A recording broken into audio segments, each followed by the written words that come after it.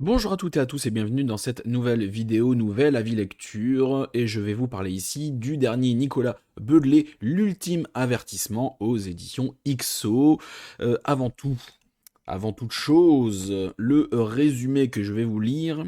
Dans le véhicule qui la conduit vers les Appalaches, Félicia sourit en observant les sommets enneigés.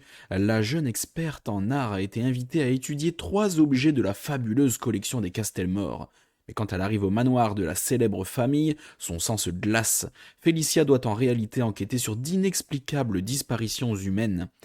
Épaulée par Armand, un ancien flic devenu prêtre, elle se lance alors dans une course haletante sur la piste d'un mystérieux groupe se faisant appeler les Sentinelles. Traqué à mort par des ennemis aussi intelligents que puissants, le duo n'a pas le choix. Pour échapper au pire, Félicia et Armand devront entendre l'ultime avertissement lancé par ceux qui ont vu l'impensable. Alors, ça n'a pas été une mauvaise lecture. Ça n'a pas vraiment été une bonne non plus. J'ai pas passé un mauvais moment, j'en ai pas passé un bon non plus. Bon, moyen moins, on va dire, moyen moins. Il a à peine la moyenne pour moi.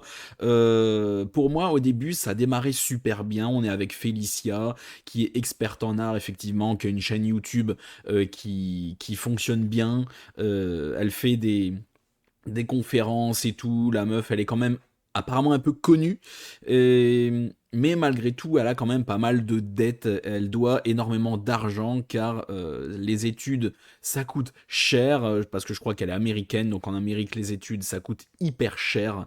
Et ensuite, ceux qui font des grandes études en Amérique ont une énorme dette à rembourser parce ils doivent prendre un prêt et donc prêt qui coûte forcément une blinde et donc une fois qu'ils ont fini leurs études bah, ils continuent de rembourser jusqu'à un sacré moment et donc là c'est un peu le cas, elle a pas fini de payer tout ça et il y a cet homme qui l'appelle, comment il s'appelle déjà, ouais, Enguerrand de Castelmore, c'est ça. Parce que moi, la mémoire des noms, ça fait deux, ça fait même trois ou quatre.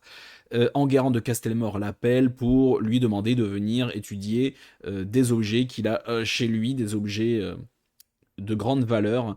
Et donc, elle y va. Et elle voit arriver en même temps Armand. Non, c'est pas Armand. Comment il s'appelle le prêtre? Un prêtre qui était flic avant. Je sais plus du tout son prénom. Bref, le prêtre flic. Et quand je vous dis que moi, les noms, franchement, j'ai fini de lire le roman, j'ai quasiment oublié tous les noms, à part celui de Félicia. C'est... Mais c'est comme ça avec tous les romans, même ceux que j'ai aimés, hein.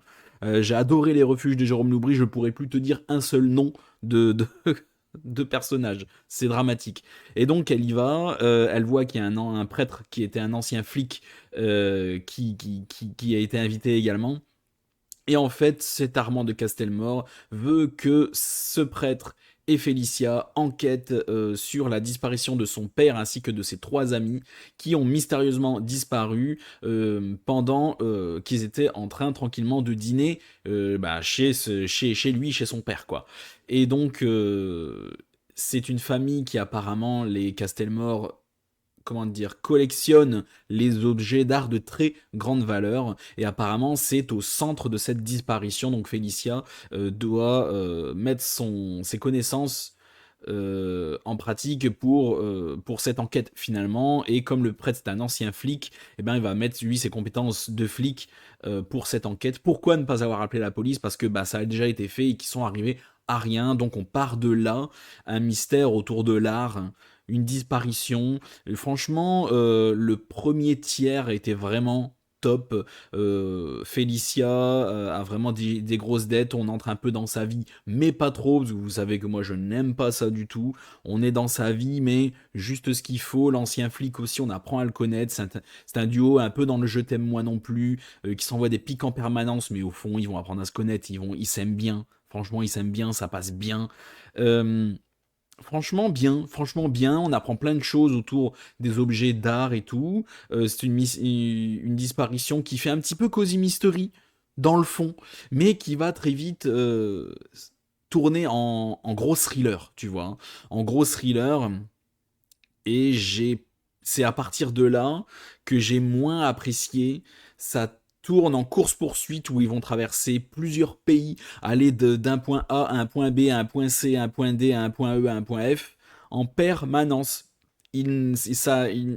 C'est très, je veux dire, c'est très rythmé. En fait, c'est à la fois très rythmé, mais j'ai trouvé aussi un petit peu ça long, parce qu'en fait, c'est très paradoxal ce que je vais vous dire, mais à force de courir tout le temps, bah, j'ai trouvé ça un peu long. Je sais pas si je suis clair.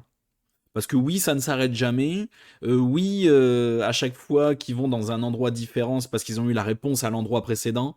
Et donc, il leur faut la réponse suivante. C'est comme un jeu de piste, finalement. Et ben, au bout d'un moment, ben, c'est très redondant. C'est très redondant, c'est un peu long. Les sujets abordés sont intéressants, la tournure prise, là je peux vraiment pas vous spoiler, ne concerne plus du tout les objets d'art, alors là je vous le dis direct, ça prend une autre tournure inattendue, qui est très globale par rapport à l'humanité, ça dépasse vraiment notre entendement, il y a avec une petite pointe, j'allais dire de SF, mais tu vois, une petite pointe, voilà. Et donc, ouais, c'est intéressant. Le sujet est intéressant, avec ces espèces de mémoire de l'humanité. Mais à un moment, il y a bah, ce petit point précis, voilà, inventé, voilà, petite pointe fantaisiste. Ceux qui l'ont lu, vous saurez pourquoi, vous saurez quoi. Quand ils reçoivent cette fameuse ultime avertissement, parlons-en justement, c'est là où je voulais en venir. Cet ultime avertissement arrive, allez, je vais pas dire de conneries, aux trois quarts du roman. Voilà.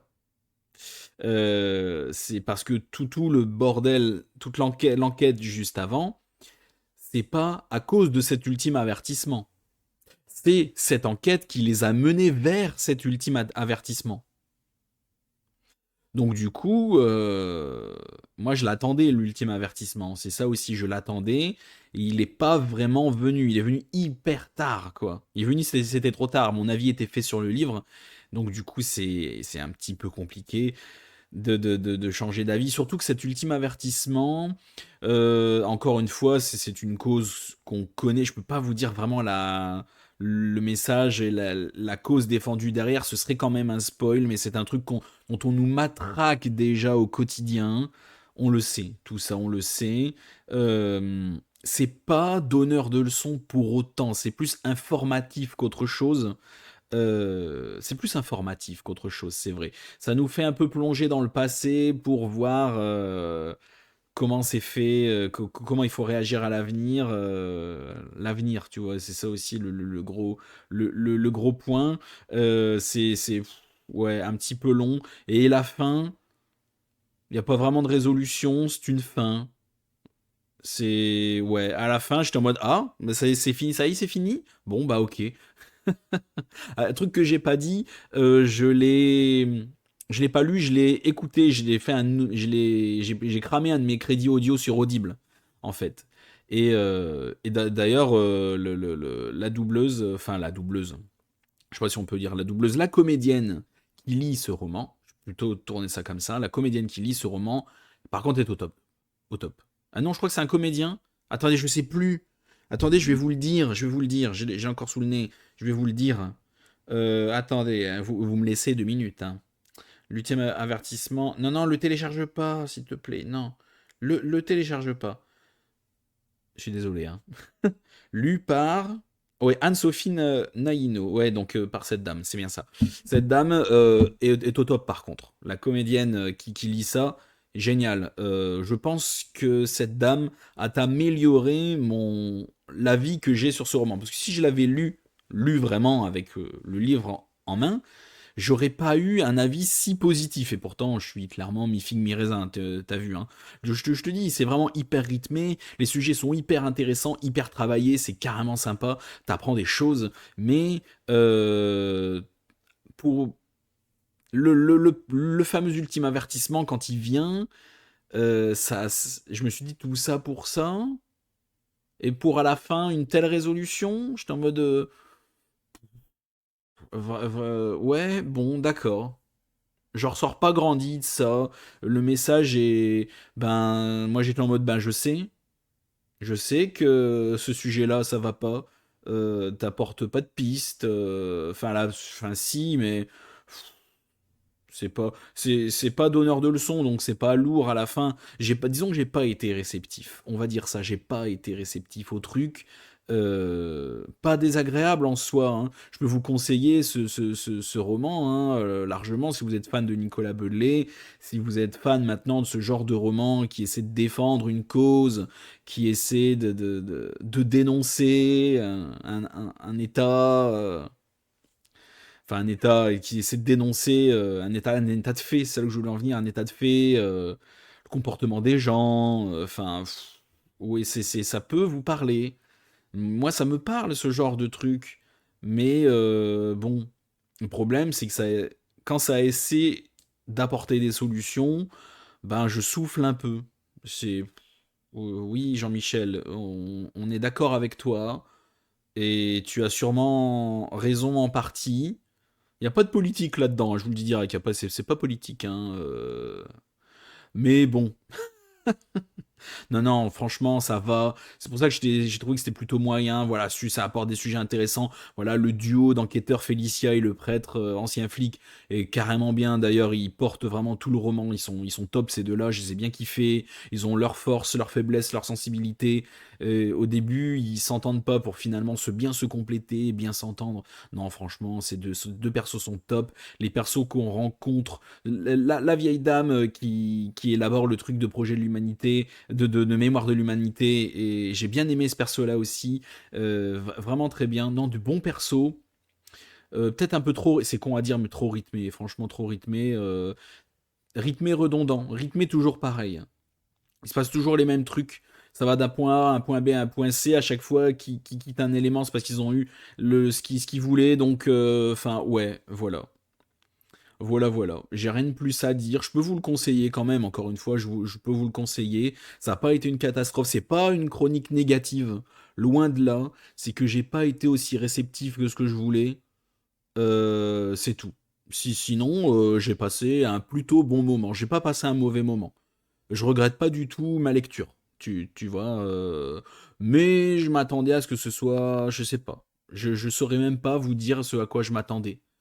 Je savais dans quoi je m'embarquais, mais je suis mitigé sur le résultat. Je sais, je tourne en rond. Je tourne en rond dans ce que je suis en train de raconter. Merci à tous d'avoir regardé cette vidéo jusqu'au bout. N'hésite pas à la liker, la partager, t'abonner à la chaîne si ce n'est pas déjà fait en attendant la prochaine vidéo. Merci à tous et à la prochaine chez Alistair.